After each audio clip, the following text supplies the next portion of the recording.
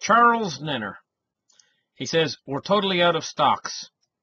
What's coming is big, he says. What coming is big. Renowned geopolitical and financial cycle expert Charles Nenner says, forget what the mainstream media and talking heads are telling you about this market. Nenner says, when unemployment is low, it's the end of a bull market. Last Sunday, he says, I published a chart that showed every time the unemployment is around 4.1 or 4.2%, and you can see this in 1973, 1987, 1990, and in 2007. And he says, and you can go on. And now also you have a market crash, he says.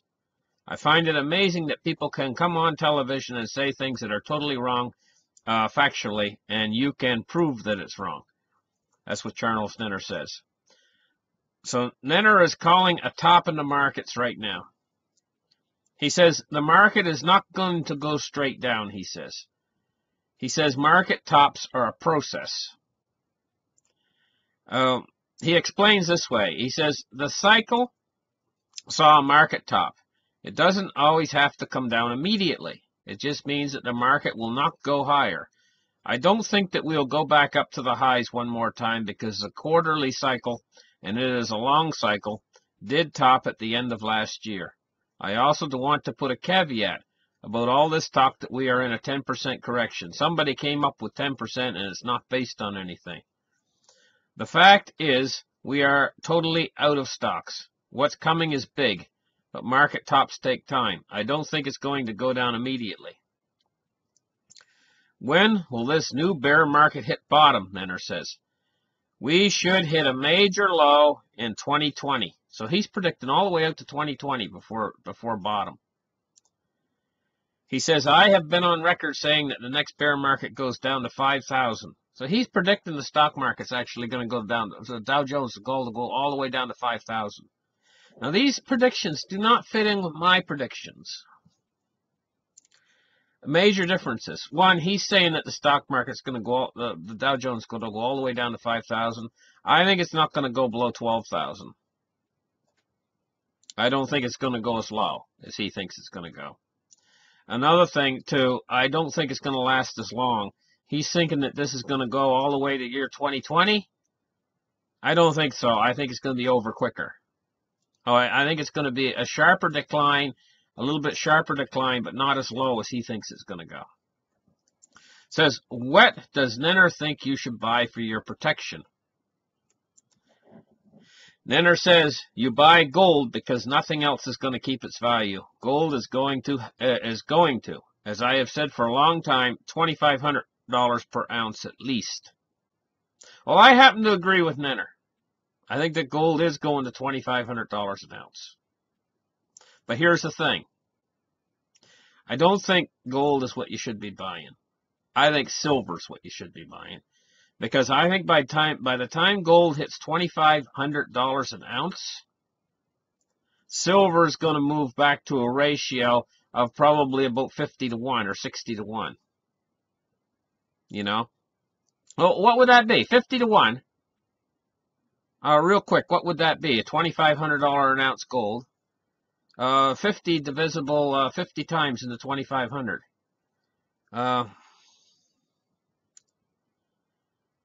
Math off the top of my head, I think it's $50 an ounce, isn't it? I'm thinking, is that $50 an ounce silver?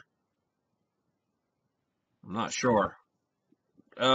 Anyway, I can't do the math that quick off the top of my head. But anyway, it's a lot higher than it is right now, because right now it's like 80 to 1, and silver's only $1,300 an ounce. I mean, gold's only $1,300 an ounce. So if gold moves up to $2,500 an ounce, like he says, and the silver to gold ratio goes back down, instead of 80 to 1, it goes back down to about 50 to 1, you're going to do an awful lot better with silver.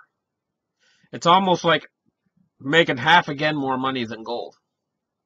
That's if you can buy the silver. I mean, some people they can't. Some people have to go with the gold, you know, depending on the person. He says stocks can go down and you can get stuck with some losses in the bond market.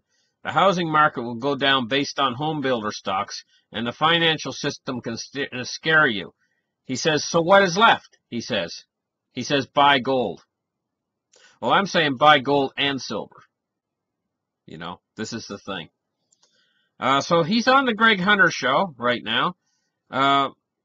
Also, Charles Nenner also points out here, he says, that if you look back, every year that ended in the number 7